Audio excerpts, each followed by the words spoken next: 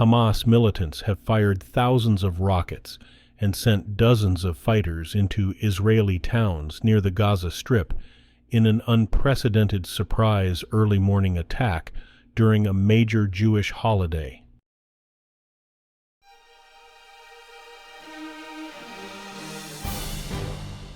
Today is Sunday, October 8th, 2023, and this is the Dunkley Report. Hamas militants have fired thousands of rockets and sent dozens of fighters into Israeli towns near the Gaza Strip in an unprecedented surprise early morning attack during a major Jewish holiday. Israel says it's now at war with Hamas and launched airstrikes in Gaza, vowing to inflict an unprecedented price. Israel says at least 250 people have been killed and 1,500 wounded, making it the deadliest attack in years. The military confirmed that a number of Israeli soldiers and civilians had been seized and taken into Gaza.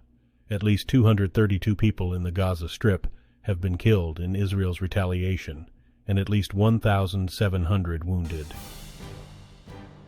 President Joe Biden has condemned what he says is the unconscionable assault by Hamas militants, and his administration is pledging to ensure Israel has what it needs to defend itself.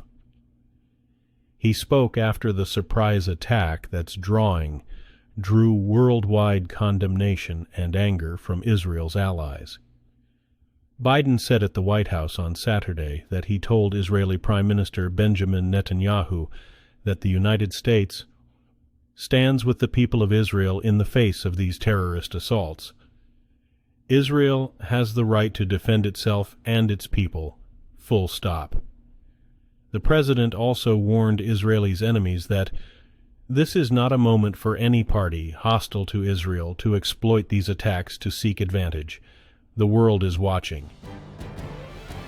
A Taliban government spokesperson says the death toll from strong earthquakes that shook western Afghanistan has jumped to more than 2,000.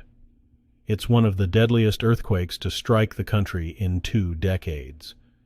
The United States Geological Survey reported that the initial quake in Herat province on Saturday had a magnitude of 6.3. That was followed by 3 strong aftershocks, measuring 6.3, 5.9, and 5.5. The government spokesperson said Sunday the death toll in Herat is higher than originally reported. Villages have been destroyed, and hundreds of civilians have been buried under the debris, he said, while calling for urgent help. Donald Trump's decision to insert himself into the chaotic race to replace Kevin McCarthy as House Speaker will serve as a test of the former president's sway with lawmakers as he works to win a second term. Trump first volunteered to serve as an interim candidate. Then he offered Ohio Rep. Jim Jordan, one of his closest allies in Washington, his complete and amp total endorsement.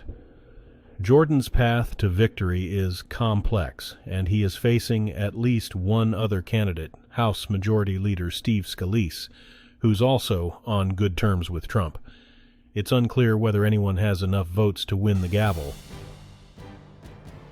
The U.S.-Mexico border and immigration are creating political and security challenges for President Joe Biden. Even some of his top allies worry about those issues' effects on his re-election chances. Some Democrats across the country are distancing themselves from the White House.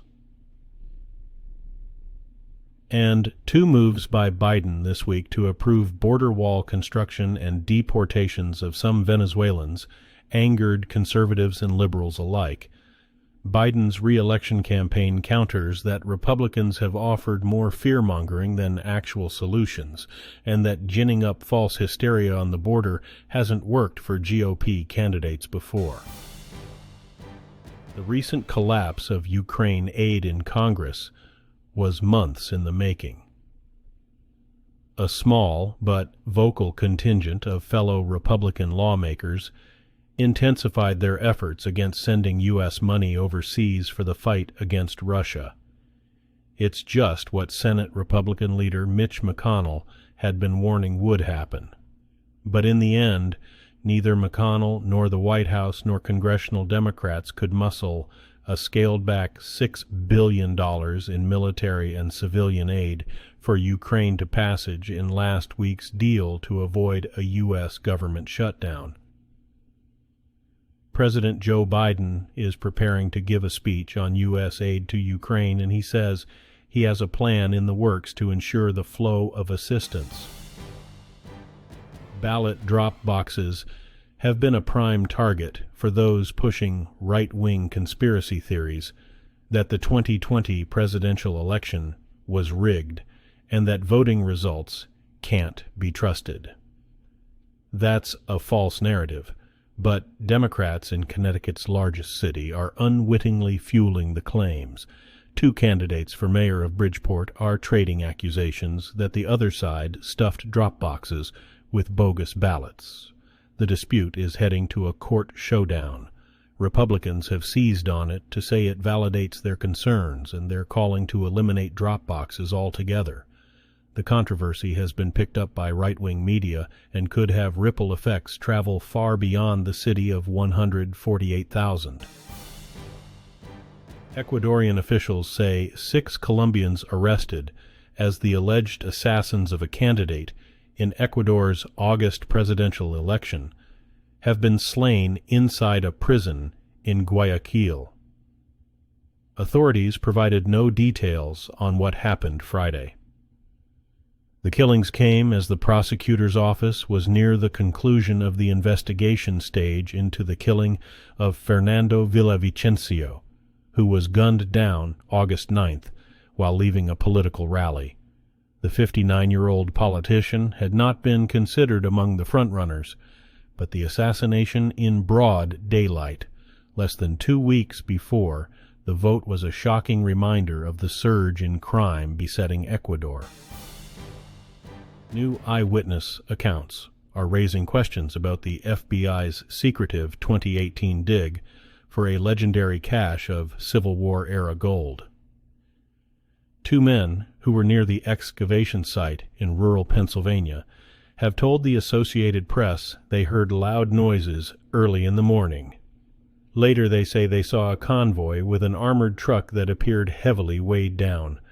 A treasure hunter who led FBI agents to the site accuses the agency of conducting a secretive overnight dig and spiriting away hundreds of millions of dollars in gold. The FBI denies it worked overnight and says its excavation didn't produce any gold. The treasure hunter is currently suing the FBI over access to records about the dig. On Saturday, the Grammy-winning singer-songwriter Lucinda Williams will embark on her 2023 tour, kicking off at the Ryman Auditorium in Nashville. It's the latest recovery milestone after Williams had a stroke in November 2020. She underwent grueling rehabilitation, eventually leading to her memoir, Don't Tell Anybody the Secrets I Told You, and her album, Stories from a Rock and Roll Heart. The latter, released earlier this summer, features contributions from Bruce Springsteen, his wife Patti Scialfa, Jesse Malin, Angel Olsen, Margot Price, and more. Williams tells the Associated Press, "The recovery part is really hard because you get impatient." She says she's still undergoing regular physical therapy to hopefully relearn how to play guitar. Today's news was reported by the Associated Press. This has been the World News for Sunday, October 8th, 2023. Thanks again for joining us at The Dunkley Report.